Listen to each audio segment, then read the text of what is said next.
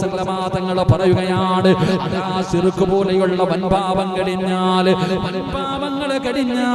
അല്ലാഹുവിന്റെ മുന്നിലേക്ക് ഒരു മനുഷ്യൻ അല്ലാഹുവിനെ കണ്ടുമുട്ടുന്ന പാപങ്ങളിൽ അല്ലാഹുവിന്റെ മുന്നിലെ ഏറ്റവും വലിയ പാപം ഏതെന്നറിയുമോ?